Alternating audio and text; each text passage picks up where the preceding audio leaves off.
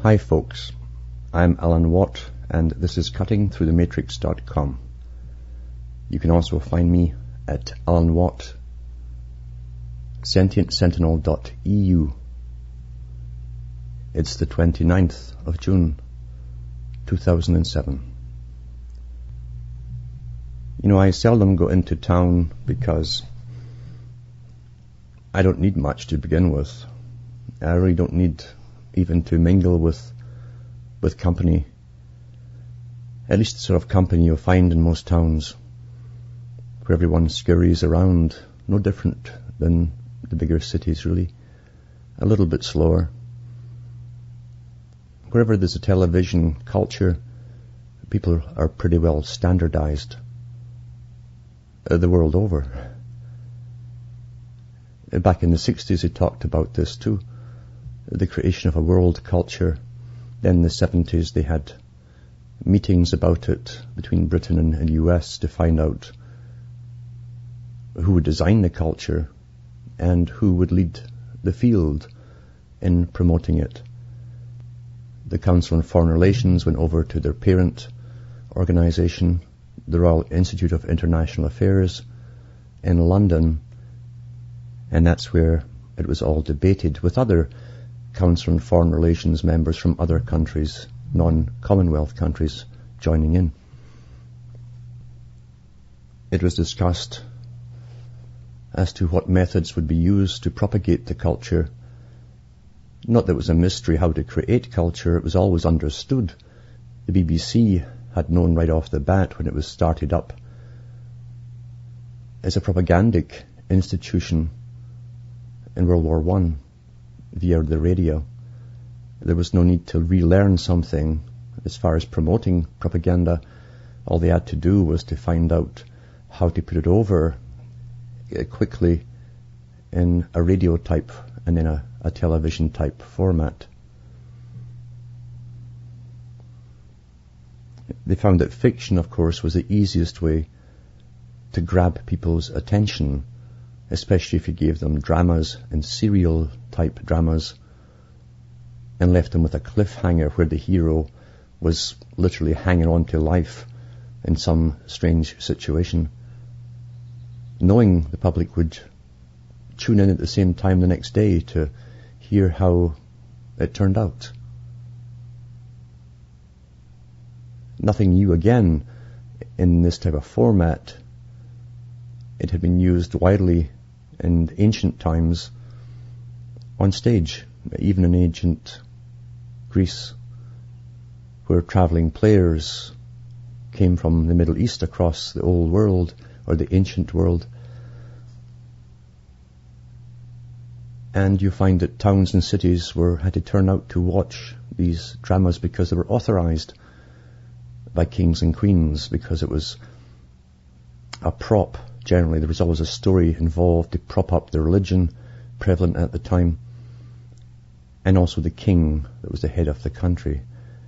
That's why they had to do these particular type dramas. Propaganda can be put across in many ways, and the best propaganda doesn't come across as blatant. The best type dresses itself in what you think is normalcy.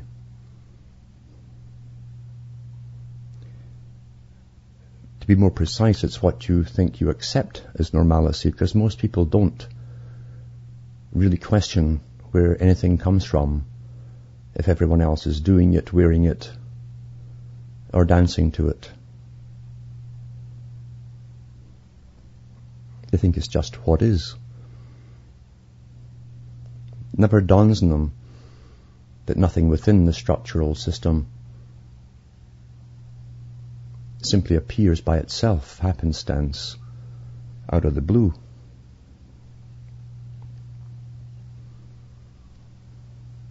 The culture creation is part of standardization.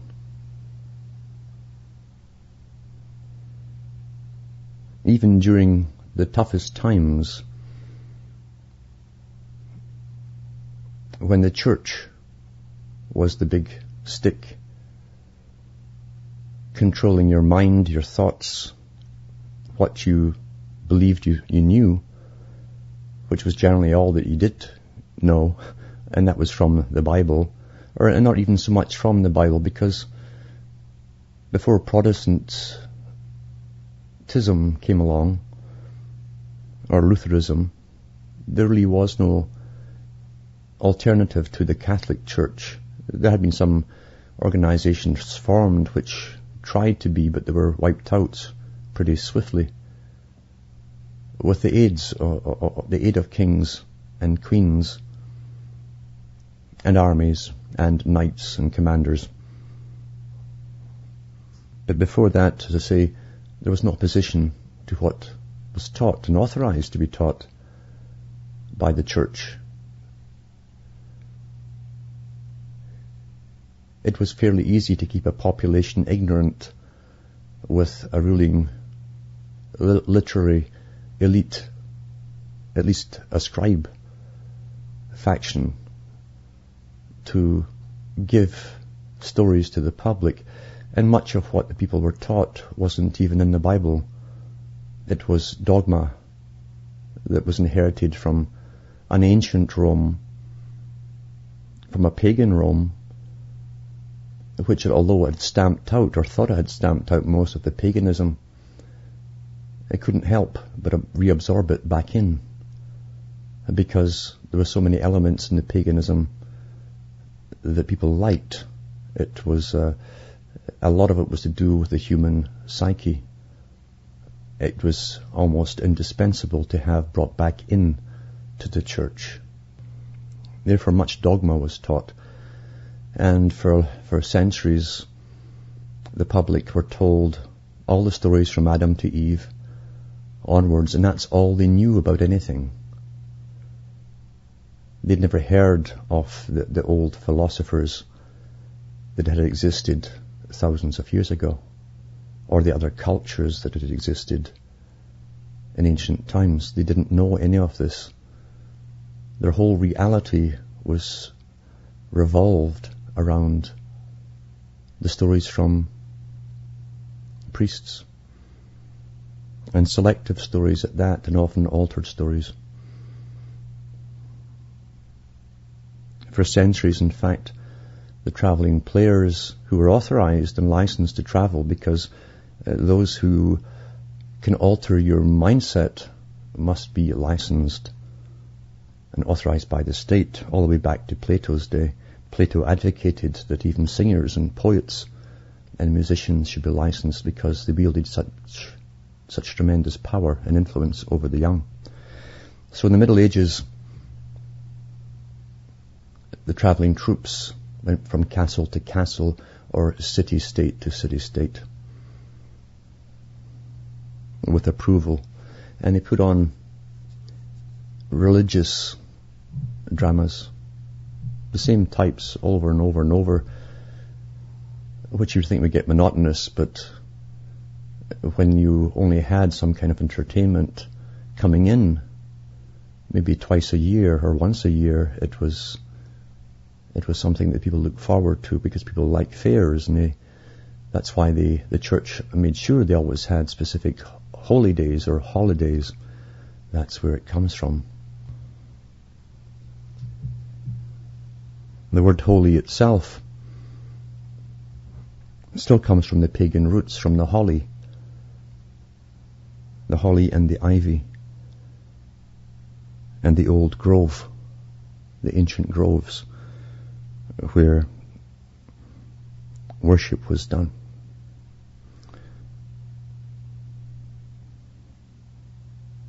That's why you have holly wood, and the staff of Merlin is made of holly. The staff has always been a tradition in all ancient religions predating Christianity, and still existing today. It's even evident in the great brass bands, the military bands of Europe, that's led by the man with a great big stick in the front, with the symbol on top, which he throws up in the air and spins. The great meetings in ancient times were begun with the rapping of the staff on a log or a stone.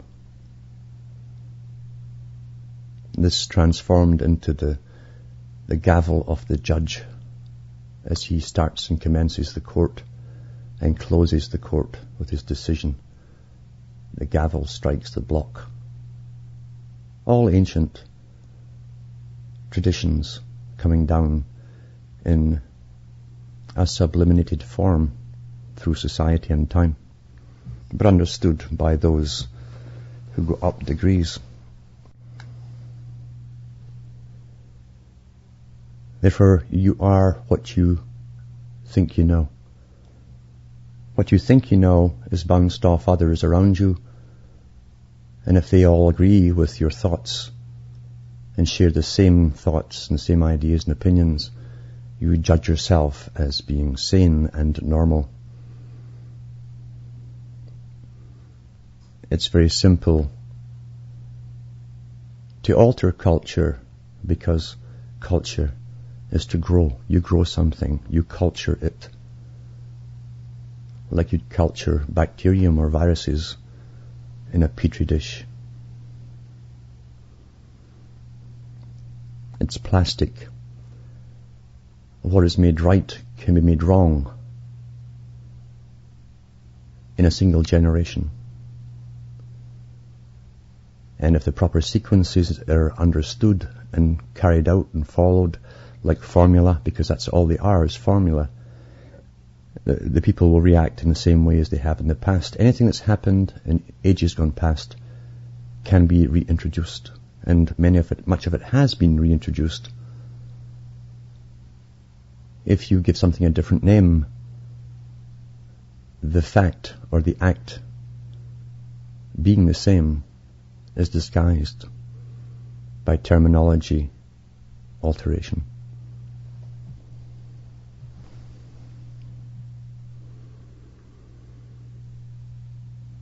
An example of how the same situations can reoccur and be disguised. Something really which should be in the Control Freak's handbook, I'm sure it is, in many archives, is how to cow the people and terrify the people into obedience. A technique which is used generally in times of war, which again are strategies laid out by elites. War and far-reaching plans for alteration. And war is to change the cultures on all sides. You always found the kings and queens of ancient countries would then marry after the war. I'm sure the marriages were arranged before the wars even began. Whole countries fought to save their supposed ways of life, only to be given away, a country given away in marriage. And that was a normal thing at that time, not too long ago. But it shows you the insanity of the mass-minded person to go along with it all and learn nothing. We know they learn nothing because generally every 18 years to 20 years the same thing could be repeated, and they'd go off and fight again when they were told to, and then watch their kings and queens marry each other all over again. And this nonsense happened down through time. In World War I, one of the bloodiest wars, each one getting bloodier than the last, thanks to science and democracy, because democracy allows taxation on a massive scale, which creates standing armies and keeps them supplied and paid. World War I had Germany and Britain and France and all the rest of these countries, and you find the royalty on all sides were related, first cousins. The posters for the Kaiser in Germany were identical to the poster for the King of England, except for the hats. The faces and features were identical.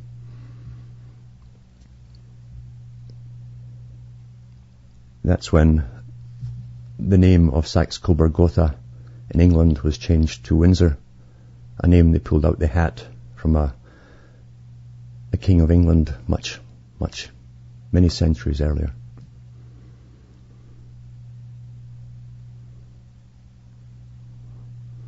But terror is a tremendous instrument to cow the people as you're creating great changes. In World War II, and prior to World War II, really since the industrial age, the end of the industrial age, when the machine and the mass man, the mass factories, mass became the word for everything, mass production and mass armies. It all became the rage.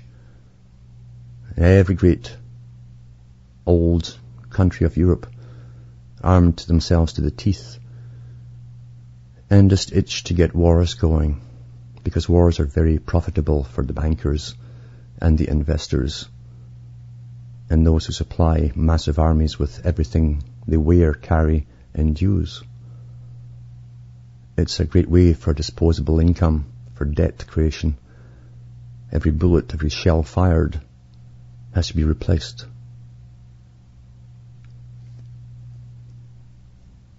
And it's replaced when kings or prime ministers or presidents go to the bankers and borrow, and the debt is passed on to the next generation. Long-term strategies of enslavement, which were known in ancient times and discussed massively during the 1700s, during the periods of upcoming revolutions. Well discussed. It's not discussed at all today. Debt is taken national and individually as a matter of normalcy, as though it were natural like gravity.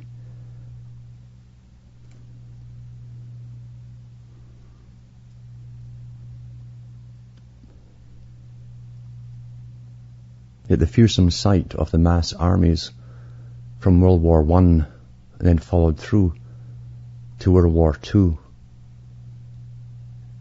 and the creation of special combat teams and regiments with their military outfits and their boots, and then the special ones with the black outfits to terrorize the public, because black, being the colour traditionally used for the executioner and death, is now worn across the Western Hemisphere by police that used to be blue for the Blue Lodge.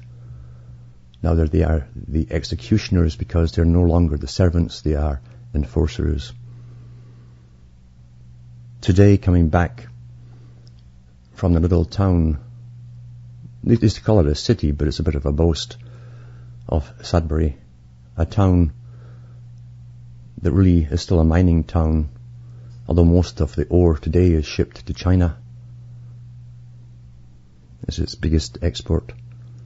And at one time was owned by the Rothschilds, because the biggest building there in the 1800s was Rothschild Square, they called it. Massive building. Wherever there was any kind of mineral that was known to be needed for the time or the future coming up, oddly enough, the Rothschilds had it all across Canada and the U.S. and I'm sure the world. Everything had already been tested and explored long ago. But coming back from Sudbury, sure enough, it's a long weekend, because Canada Day is coming up.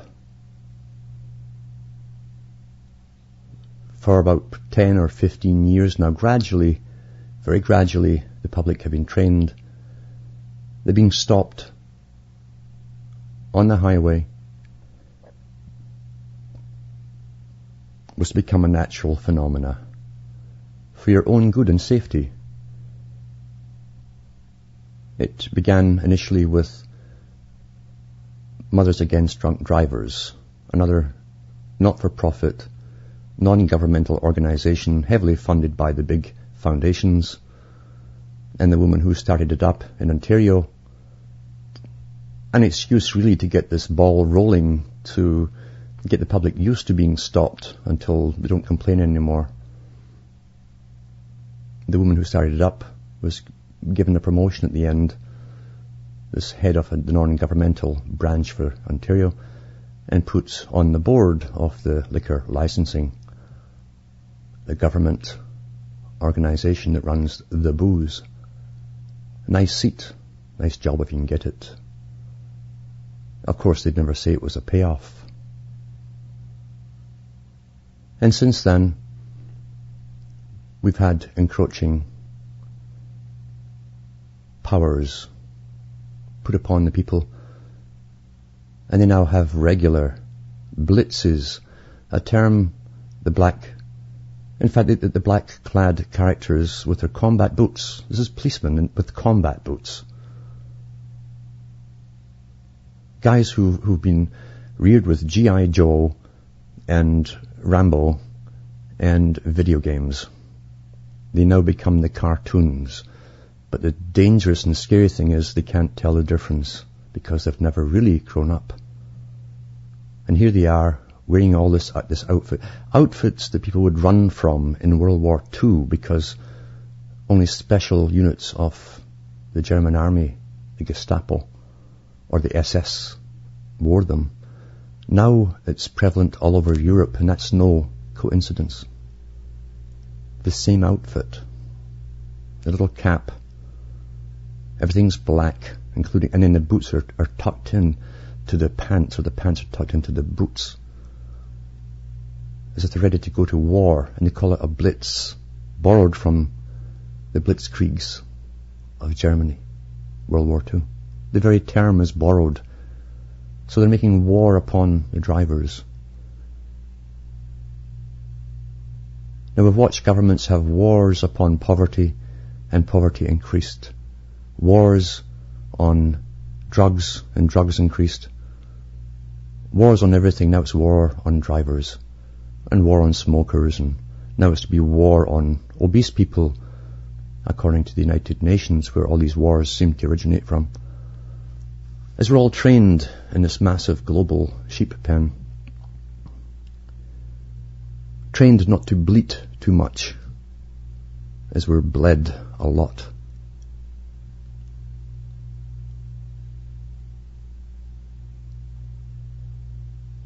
We watch as even driving into Sudbury, a little mining place really, the big signs across the road, the electronic signs, flash all these sayings to you, telling you what to do, and slow down, and don't drink, and on it goes. We got used to the face being stuck through our windows, and someone asking us to breathe in their face. Or if they didn't tell you that, they pretended that they were just short-sighted, perhaps, had to get very close to you. An intimidating thing, you see. And it's intentional, because when people invade your space, you get edgy.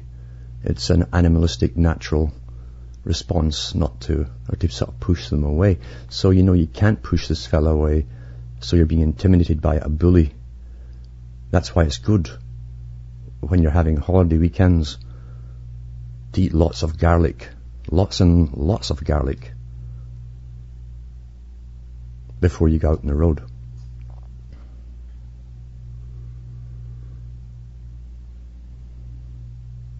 And you'll find that these particular stops will be a breeze.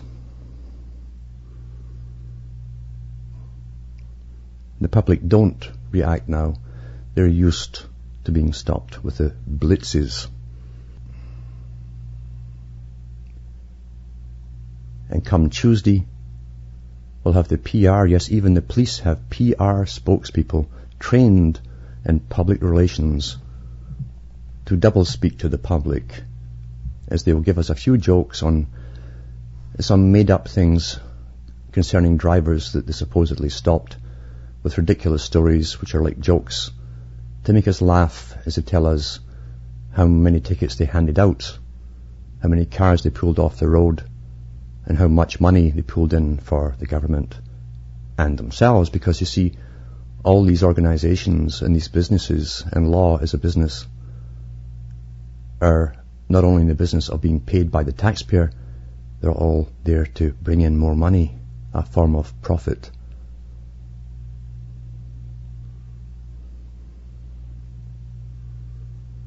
You see, there's no overtime pay, no overtime, no crime.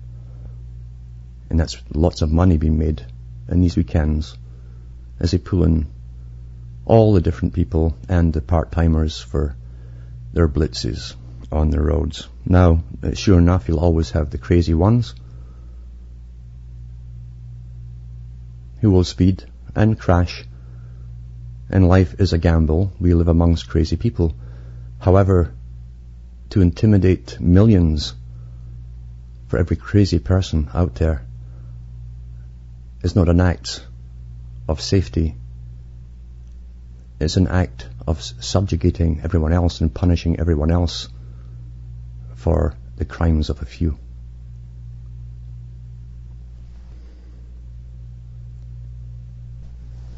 The training of the masses along the lines of the collectivist policies was decided a long time ago, when they decided it was far easier to use collectivism, the Soviet style, not just to manage, and not just to control, but to create an obedient population. Not a free population, an obedient population.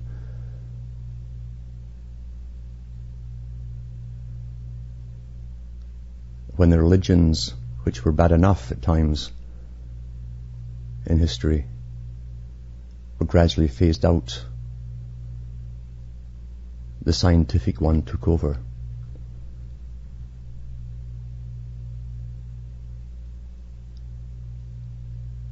And it was decided to use psychology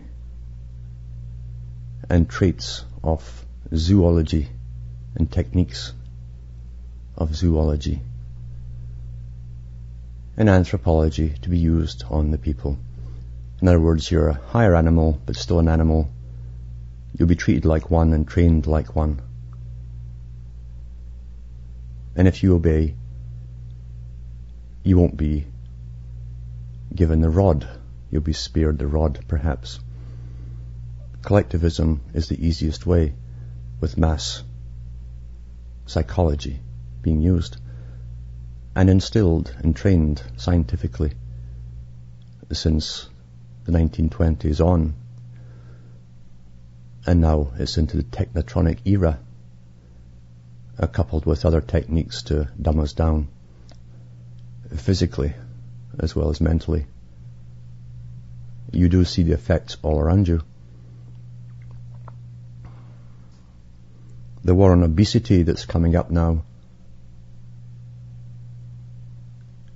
is used as an excuse of people losing control of themselves. You're obese because you lose control, they say. However, the same they who are pushing all of that know darn well at the top levels the culture that was created to make people obese. Never mind the alteration through the inoculations, they also altered the food. They give a lifestyle where both parents are working, and food, if it's eaten at all at home, comes out of cans or packages, but mainly now it's ordered in fast foods. That is the culture that was created, and now they blame the people for eating the food at the trough that's been dished out to them. We do see the effects all around us. Never mind the psychological effects, because people stuffed into small, crowded areas will have aberrant behavior. The aberrancies generally turn inward, hence all the eating and all the different addictions that people go into. But the authorities would prefer that than aggression. Yet now, just like breaking the legs of the cattle, you kick the cattle because the cattle can't get up. The same people who took all the nutrients out of the food and advertised to the hilt for you to buy that food are blaming the public for eating it.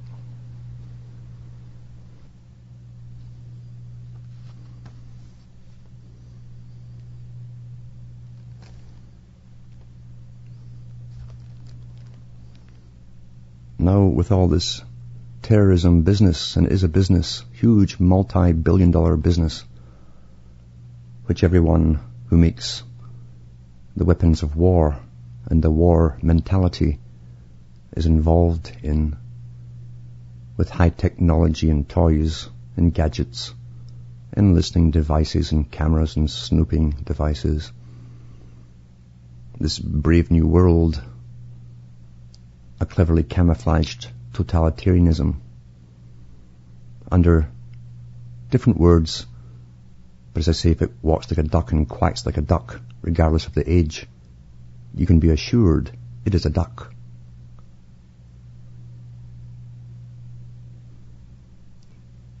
Ancient tyrants used terrorism or the threat of terrorism to do exactly what is being done today.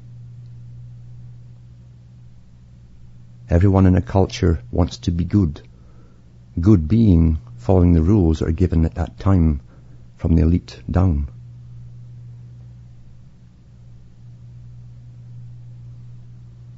Being good is a form of indoctrination par excellence. Because being good eventually always, in all ages, ends up as to turn on your neighbour, turn on anyone who looks suspicious, turn on anyone you don't like. Turn them in if their hair is long, short, if they're tall, tiny, thin, fat, whatever your main problem is in yourself, project it on someone else and turn them in. And the good citizen who's been instilled with all the right things to obey, and who wants brownie stamps or little gold stars from the teacher, they will unhesitatingly tend to do.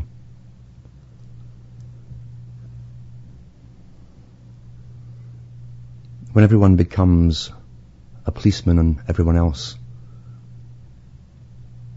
we're in trouble. Suspicion breeds suspicion, and ultimately paranoia. Paranoia is psychotic. And people who are psychotically paranoid do incredibly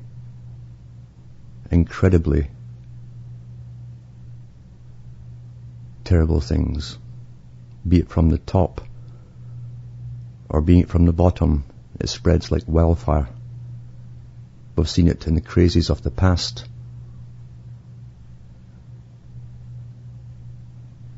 When inquisitions went round towns and villages and everyone panicked and turned everyone else in and watched the people and their friends or neighbours being burned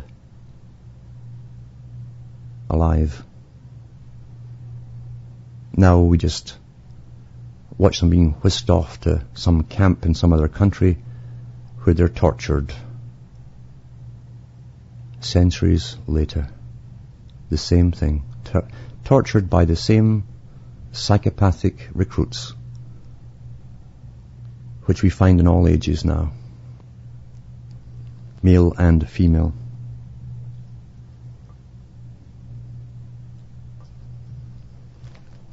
And we call this furthering democracy and bringing freedom to the world.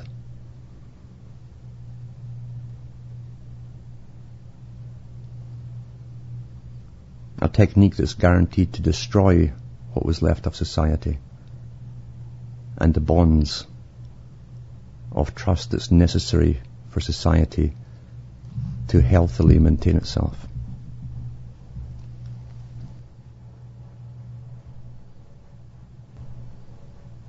I'm going to read a quote here from Carl Jung, a book I've mentioned a few times called The Undiscovered Self, because it was the first time, at least to the general population, someone who understood these techniques was allowed to write them down and sell the books to the public.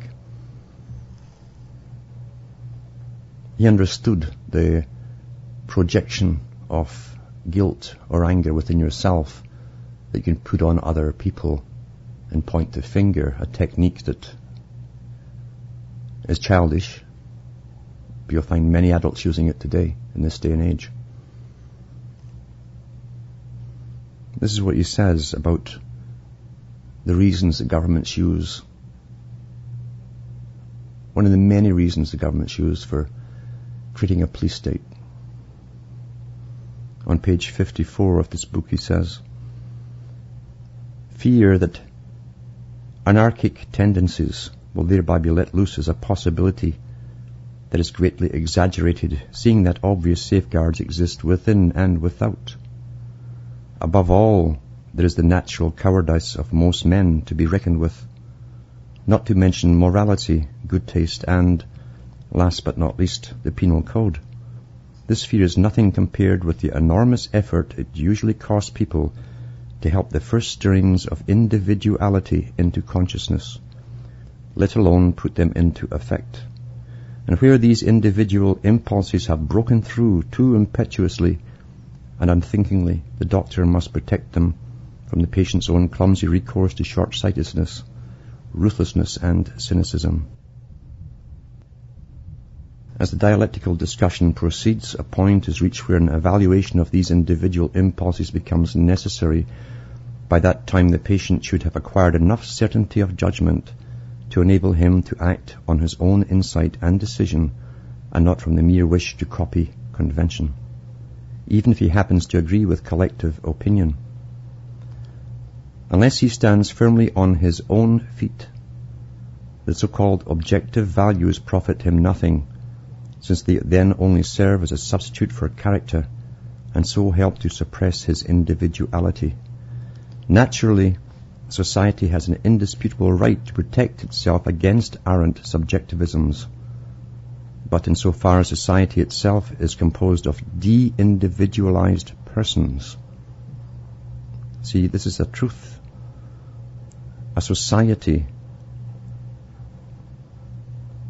itself is composed of de-individualized persons.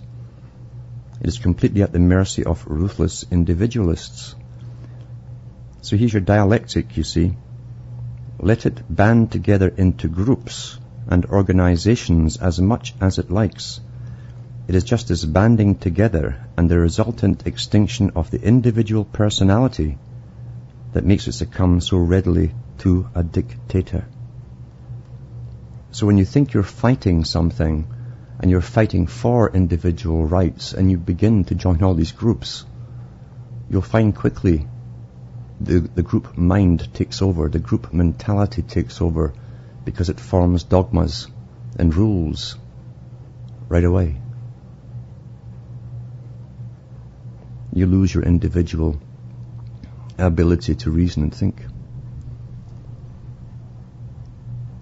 And then, when these rules become concretized in your mind, the man who comes along, or the woman who comes along, and has the loudest voice and can put it over with the most drama and persuasiveness, becomes your dictator. This is the same for the mob, for millions of people, for a nation, or for a world state. from those who think they're rebelling to those who pretend that they're keeping charge of what is. It's the same thing which happens. We have a multitude of organizations all working under the United Nations, and a multitude more which belong as non-governmental organizations to the United Nations. And they're ripe for a world dictator. Never mind the people at the bottom. They are too disorganized with all of their groups and their infighting to band together for anything.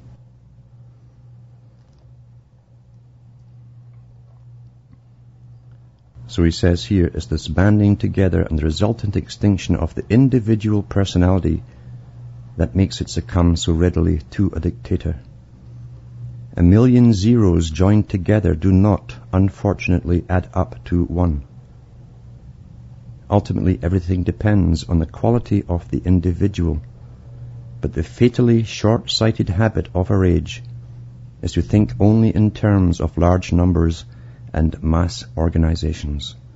Though one would think that the world had seen more than enough of what a well-disciplined mob can do in the hands of a single madman. Unfortunately, this realization does not seem to have penetrated very far, and our blindness in this respect is extremely dangerous. People go on blithely organizing and believing in the sovereign remedy of mass action, without the least consciousness of the fact that the most powerful organizations can be maintained only by the greatest ruthlessness of their leaders and the cheapest of slogans.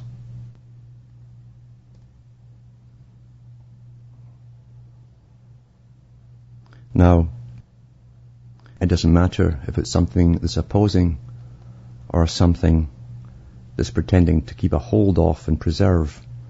We're hearing all of that today. But we're hearing it mainly from those who are pretending to preserve it at the tops of governments. And that's terribly frightening. We're hearing propaganda blared every day across the planet with the cheapest of slogans. With old slogans too, which have worked in many tongues down through the ages. To continue on page 56, for those who still believe that they're good and they obey the rules, they'll somehow be saved through religion. Curiously enough, the churches too want to avail themselves of mass action in order to cast out the devil with Beelzebub. The very churches whose care is the salvation of the individual soul.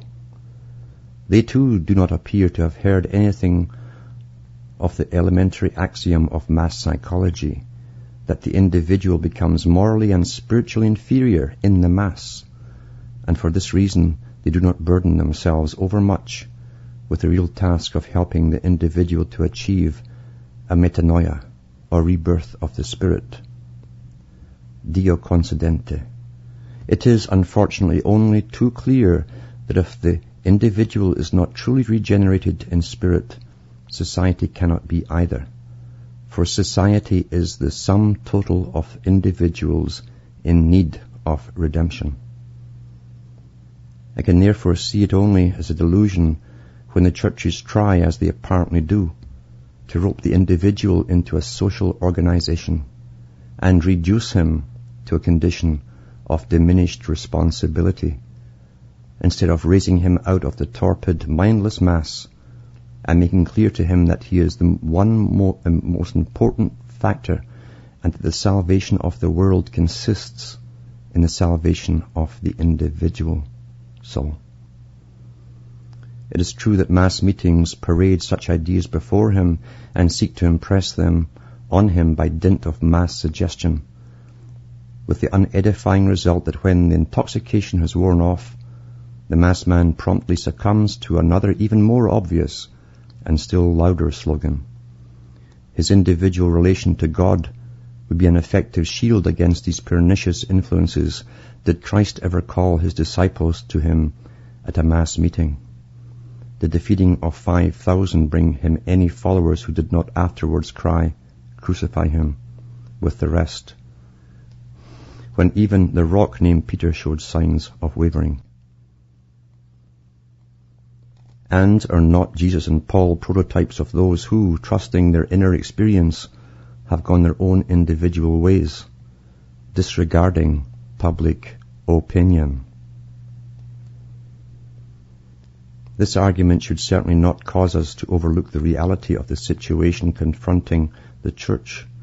When the church tries to give shape to the amorphous mass by uniting individuals into a community of believers with the help of suggestion and tries to hold such an organization together, it is not only performing a great social service, but it also secures for the individual the inestimable boon of a meaningful life form.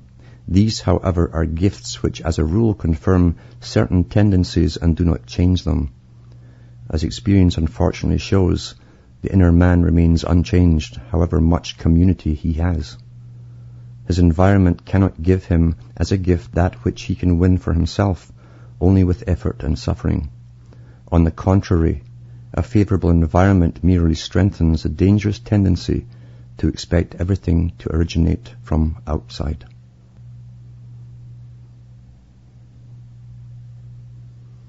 On page 59 he says, "Where the many are, there is security." He's talking about how mass movements think. Where the many are, there is security. What the many believe must of course be true. What the many want must be worth striving for, and necessary, and therefore good. In the clamour of the many there lies the power to snatch wish fulfillments by force. Sweetest of all, however, is that gentle and painless slipping back into the kingdom of childhood, into the paradise of parental care, into happy-go-luckiness and irresponsibility. All the thinking and looking after are done from the top. To all questions there is an answer, and for all needs the necessary provision is made. The infantile dream state of the mass man is so unrealistic that he never thinks to ask who is paying for this paradise. The balancing of accounts is left to a higher political or social authority, which welcomes the task, for its power is thereby increased, and the more power it has, the weaker and more helpless the individual becomes.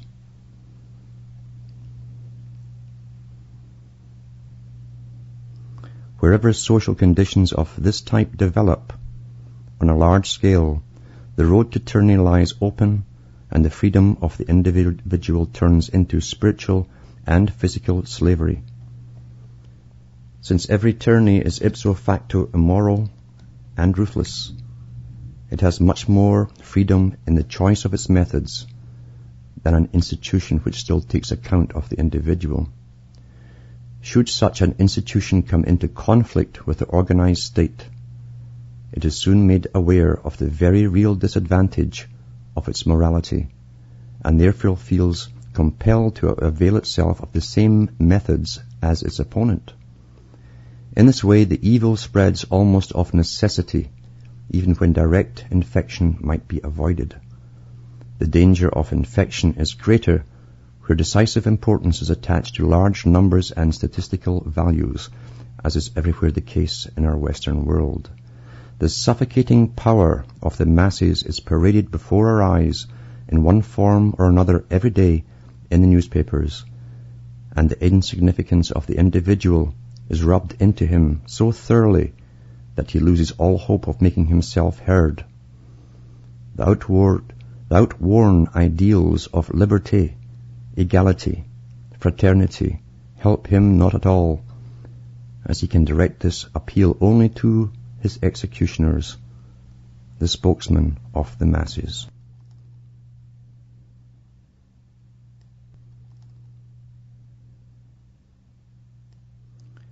Resistance to the organized mass can be effected only by the man who is as well organized as in his individuality as the mass itself.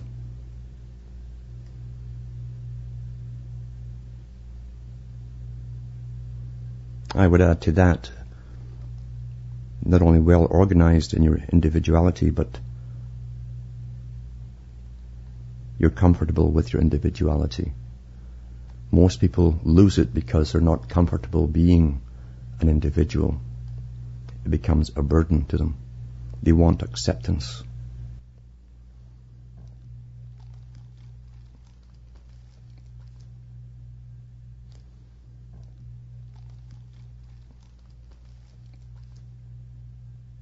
Well, it's thundering lightning outside now.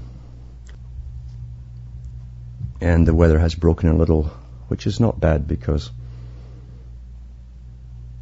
it was really building up to be really hot and sticky and humid. Although this rain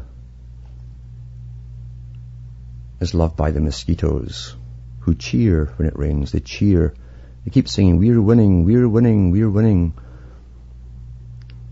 And they'll start croaking when it's too much sun, and they drop out the air, and then I shout back at them, "You're losing, you're losing, you're losing." That's the only way you can get your own back. I've given enough blood to them this year.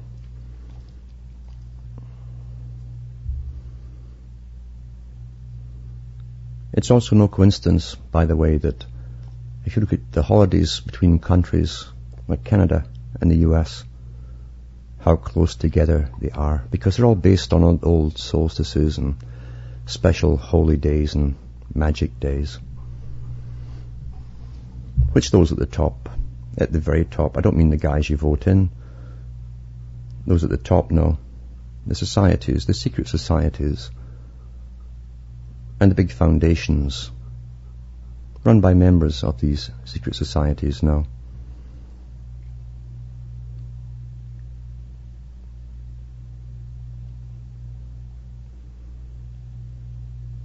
I keep telling people not to put their faith in the lone hero who's going to come out of Hollywood and save everyone. Each person is their own champion. And your first battle is with yourself.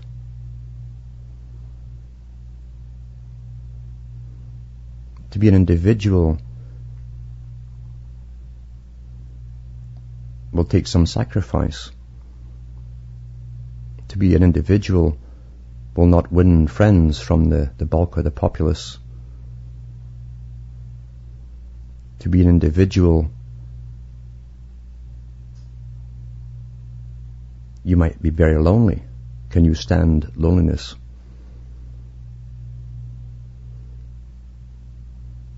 What's the other side of it? See, a person who really should be an individual and knows it themselves will often marry and do all the things and live miserably ever after. To try and conform and to have those things he wants or she wants to have.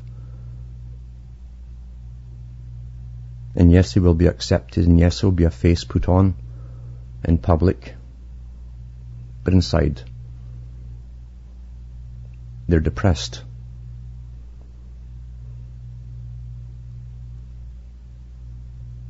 That's why true individuality is not for everyone. That's why there's always been a mass.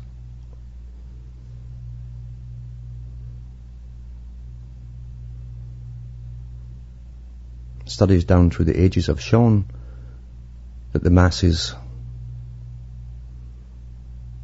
enjoy being the masses.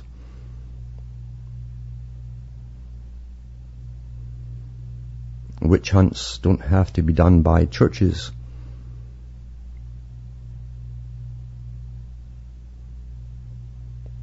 Because the mass can turn on anyone they don't like.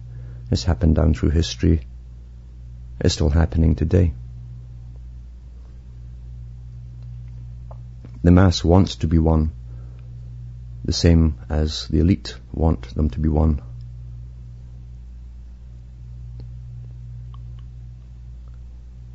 The purpose of life is not to lose yourself, it's to find yourself, regardless of public opinion. because life must be meaningful to you.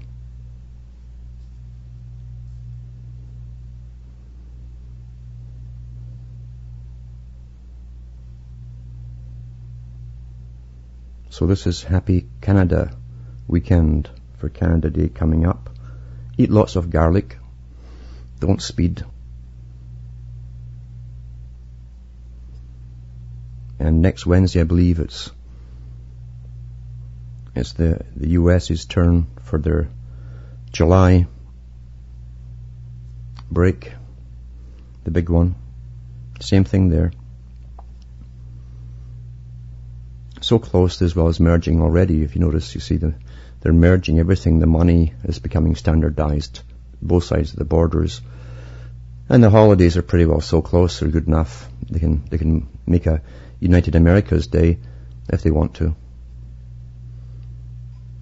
It's quite interesting. I've told people before, go along the borders and look at all the stones put up, the obelisks across the border, both sides, to mark the border, because there's a Masonic agreement between the big boys to begin with, as they create countries and use them for a few hundred years to oppose each other and tax the people and create armies and further the agenda, then take down the borders again. The order of the bees, that's what a border is. Border, bee order. Big obelisks across the border.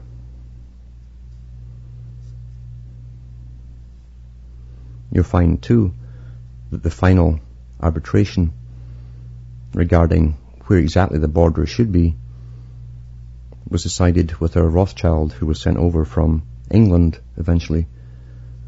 And the final analysis to create the border, to draw the line. It's quite amazing when you think about it. They draw lines through worlds and countries and tell you who you then are. And then we, who are brought up and conditioned, are trying to preserve what we thought we had. We never had it in the first place. The ancestors of the present cruise world gave us the borders. It's quite amazing. The Romans loved to build walls across countries like Scotland to keep the hairy Highlandmen from attacking them. From coast to coast. The big building projects of the Masons. They love building projects. Ongoing, like Highway 69 and NAFTA. Same techniques, same same ancient religion at the top. And for those who can catch on to it, do your homework, study, and don't be afraid to be different. On this thundery day, from Hamish the dog and myself, it's good night, and may your God or your gods go with you.